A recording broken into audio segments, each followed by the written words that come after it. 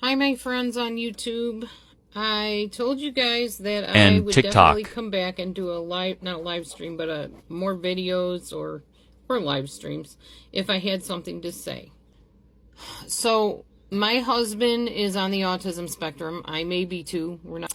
One of the things that I've been dealing with is some friction in our marriage with communication. So I thought maybe since I learned this morning, maybe this will help somebody out there that's having this same problem. So certain people, if you're having a conversation and they raise their voice at you, you can say, "Why are you yelling at me? I don't appreciate when you yell at me." And the other person might say, "Oh, sorry, I didn't know I was yelling." Or they might say, "What do you mean yelling at you? I'm not yelling at you. I'm just like a little bit louder. My volume's louder, but I'll tone it down if it's bothering you." Stuff like that. You might get responses like that from the typical neurotypical person. However, people with brains like ours perceive things differently. And if I said the same thing to Matthew, "How come you're always yelling at me? Why are you yelling at me like that?" The way he perceives it is, "Oh my gosh, she's attacking me. She's against me. She's saying I'm bad. She's saying I'm a bad person. She's saying I screwed up. I did something wrong." He takes it as an accusation, blame, or shame. What I found out today is that the way I phrase things with my husband in particular, and with other people probably on the autism spectrum and neurodivergence, makes a huge difference. So saying, "Why are you always," or "You always yell at me, you're always so mean, you're always so mad." Anytime you put that "you" or "your" in there, that is an accusation word. It's a shaming word. It's a blaming word. It's almost like saying, "How dare you, you awful, scummy person, to treat me like that. You're just making me feel awful and you're evil."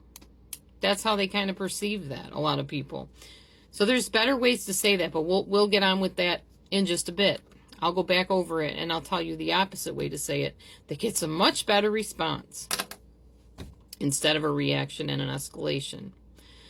Another thing, I don't like the fact that you have a tone with me. Why are you taking that tone with me? A lot of times parents will say that. Change your attitude. You have a tone. Lose the tone. Lose the attitude. That doesn't work with everybody. Again, that sounds accusatory. Like there is something wrong with them for how they're responding. And that's not going to get you anywhere except a big old escalated argument. So we'll talk about how to fix that one in a little bit too. Or here's another favorite. You always leave the garbage out. You never go and take it to the curb like you should. It's your job. We talked about this. What is wrong with you? Why can't you remember to take the trash out? You always forget. Again, you're not going to get the response you want. What you're going to get is an argument. "What about you? You always blah, blah, blah." No, I don't always. I just took it out last week without a problem. Just defensiveness is what you're going to get from the "you always" accusation statement. Here's another thing that I always used to say to him. There I go with always. That I used to say to my husband. "You don't get it. You don't get what I'm trying to say. And I'm getting really frustrated. You're not getting it. You're not understanding. I don't know what to do to make you understand." By saying "you don't get it," you're basically calling the person a moron. You're saying there's something wrong with you. I'm making sense, and it's not computing in your pea brain. It's not going to work for you in your favor at all. Saying you don't get it is accusatory. It's calling someone dumb. Next one. I already said you don't understand. You don't get it. You need to or got to. That's a big favorite of mine. You need to watch this. You need to see this. You gotta see this. Oh my gosh. You gotta see this movie. You gotta see this meme. You gotta watch it. That's imposing your will on somebody. You got to do this. That's shoulding on someone. You must. You must do this right now, at once. Yeah. Not gonna help you. They're gonna say, "No, I don't got to." And who are you to tell me what I got to do? I don't think so. All right. Here's how you counter these things so that you get a better response. Let's go with the first one. You have a tone. I don't like your tone. Change your tone. Lose the attitude. Here's a better way of saying that. Wow. I sense anger. I'm hearing some frustration. I'm perceiving a little bit of irritation. Okay, now watch what you did. You didn't say, I sense your frustration. I sense that you're irritated. You are saying, I sense some irritation. So what you're doing is you are objectifying their perception. I know, I told my husband this morning. He's like, I don't want to be objectified. I said, not you. What you're saying to me, or what you're emoting to me, what you said, what you did, I have to see that not as you having done it, but as it just existing in the atmosphere. Yeah, sounds kind of new agey, I know. Honestly, there's something to new age practices that Christians, Bible people should not totally throw out. You ought to take the meat and spit the bones when it comes to certain things, because you could learn a lot from other teachings besides just the Bible. God gave people intelligence for a reason. Not only Christians are smart, okay? That's the truth of the matter. That's why they call me an eclectic Christian, even though I don't identify as a Christian per se. Y'all know I'm Messianic and I'm full gospel, and I'm a child of the King. That's it. Not Christian, nothing like that, okay? No offense, no hate, no shade thrown to anybody that calls themselves Christians. You can call yourself whatever you want. I pray that you're living what you say you believe, because that's why I won't identify with it, because there's too many people calling themselves things that are acting exactly the opposite. So I don't want to identify as that. I don't want to relate to that group of people. Okay, anyways, so back to what I was saying. Here's the next one. You always forget taking out the garbage. You always forget to do your chores. You always get angry at me. You always get frustrated. You always lash out at me. Like I said, you're going to get a fight. No, I don't always. And what about you? Okay. Instead of you always, I'm hearing anger. I'm noticing that the garbage is still there. I'm feeling frustrated because the garbage men came yesterday and the trash didn't get put out. And you got to kind of watch. There's a fine line there too, because they will feel like, well, it was my job, I didn't put it out, and they'll feel blamed. But there are just different ways of phrasing things that's less accusatory, is what my point is. Here's the next one. You don't get it. You don't understand. You're going to get a retort like, yes, I do. You're the one that's stupid, doesn't know how to talk. You don't know how to explain anything. Then tell me. Explain it to me if I don't understand. Because what they're hearing is you're stupid. You're dumb. You're ignorant. You know, here's a better way to say it. I'm sensing friction. I'm noticing this isn't coming across right. I'm understanding there's some confusion. Again, you're not saying, I'm understanding that you don't get it, you're confused, that you don't understand anything I say. You're not saying any of that. You're talking about a noun instead of the person's verb, if that makes sense. You're not saying, I see that you're getting angry. You say, I'm sensing anger. See the difference? It makes a huge difference. It really does. I did not know that till literally this morning, 10 years later after marrying my husband. I figured this out.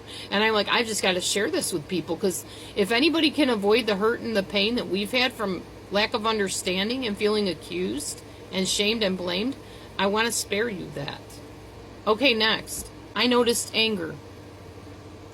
I heard a tone. Not you have a tone. I heard a tone. I noticed a tone. I perceived a tone.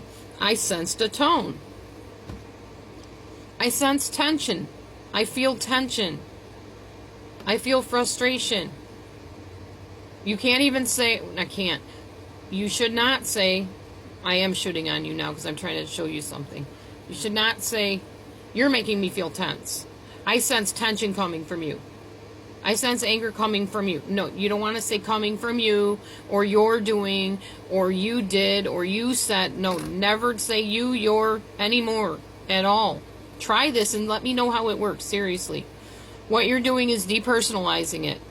It takes the shame, the blame, and the accusation off of the child within, the boy, the girl. Because adults are just grown-up children. And whether you believe that or not, if you don't, I'm sorry for you. I'm sorry for you that you don't believe that we are grown-up children. Because there's a certain part of you inside that does not grow up, that likes to have fun, that likes to be adventurous, that likes to take risks.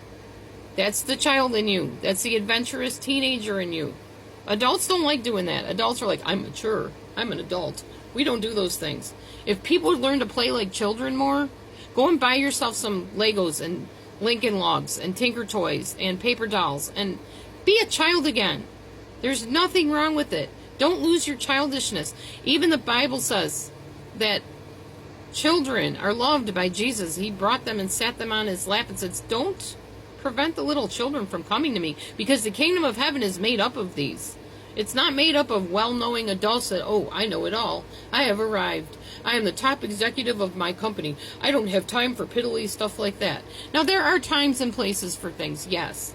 When you're on the job, obviously don't get out your Tinker Toys and your Matchbox cars and start playing on the desk when you should be handling a debit or something. You know, obviously, time and a place for everything. But you need to not lose that childlikeness. Not childish, childlikeness. So, practice it with me.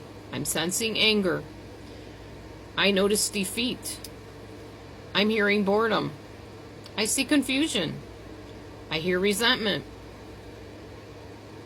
Yeah, it goes a long way.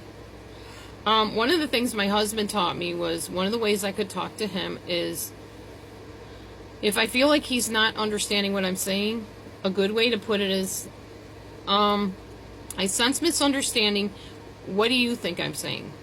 Because then that puts it on him to tell me what he's hearing, what he's perceiving. If I feel like he's not hearing me, or like I don't have a word in edgewise, or he's not valuing my opinion, I can say, I feel voiceless and unheard. Or what about if we haven't connected in a while, like no hugs, no kisses, no acknowledgement, we've both kind of gone to our own worlds, me to my phone games and my GPT, and him to his gaming and his movies. What I can say is, honey, I've been feeling kind of disconnected lately. Instead of, you know what? I'm really tired of this. All you want to do is game. You just ignore me all the time. We never connect. We never talk. We never do anything together anymore. And I'm tired of it. I want to get back together with you. I married you to spend time with you. Believe me, that has been me a lot. But saying I felt disconnected, I missed that connection, it's going to get you so much farther than complaining. Yeah. I hope this helped somebody. Honestly, I'm sharing what I learned today. I'm pretty impressed. It's amazing what the mind can do if you just relax and seek the Lord and seek wisdom and ask him to show you, hey, is there something I could do that's different? It's not always the other person that needs to change. Sometimes it's you. And that doesn't mean anybody's to blame or that there's fault in the matter. Sometimes there is, but not always. So what I do is, when something comes at me from now on, I'm picturing it as a cloud in the atmosphere. I sense resentment. I sense anger. I'm feeling tension. I'm seeing confusion. It's just clouds that float by. It's the atmosphere. Don't put it on the person. Hope that helped. Let me know what you thought. And share your own insights. I'd love to hear them. Anyway, Shabbat Shalom, and I'll talk to you soon.